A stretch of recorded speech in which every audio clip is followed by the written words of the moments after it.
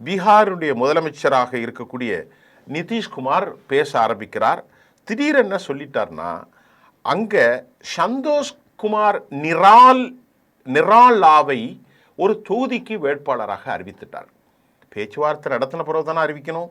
பேச்சுவார்த்தை நடத்துவதற்கு முன்பு சந்தோஷ்குமார் நிராலாவை ஒரு தொகுதியில், அதுவும் ராஜ்பூரூர் தொகுதிக்கு வேட்பாளராக அறிவித்தார்.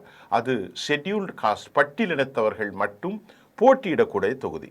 2020 சட்டமன்ற தேர்தலில் காங்கிரசினுடைய விஸ்வநாத் ராமிடம் சந்தோஷ்குமார் நிராலால் தோல்வியுற்றதால் அதே தொகுதியில் அவரை அறிவித்திருப்பது, பாரதிய ஜனதாவில் கேட்காமல் பொதுமேடையில் அறிவித்திருப்பது கூட்டணி தர்மத்துக்கு விரோதம் மட்டுமல்ல, ஏன் அவர் இப்படி அறிவித்தார் என்பதை தற்போது பீகார் அரசியலில் பேச்சு பொருளாக மாறியிருக்கிறது. கூட்டணி கட்சி தலைவர்கள் மேடையில் இருந்தபோது எந்த விதமான ஆலோசனை இல்லாமல் இவர் ஏன் சுயமாக அறிவித்தார்? இதை பற்றி இந்தியன் எக்ஸ்பிரஸ் செய்தியில் நிதிஷ்குமார்கிட்ட கேட்குறாங்க. இங்கே பாருங்கள், நீங்கள் எதுக்குங்க அப்படிலாம் அறிவிக்கிறீங்க? ஒரு கூட்டணினா அதுக்கான ஒரு புரோட்டோக்கால் இருக்குல்லவா, அதன் அடிப்படை உட்கார்ந்து பேசாமல் நீங்கள் உங்கள் இஷ்டத்துக்கு எப்படி அறிவிச்சிருக்கு? நிதிஷ் இவ்வாறு பதில் சொல்கிறார்.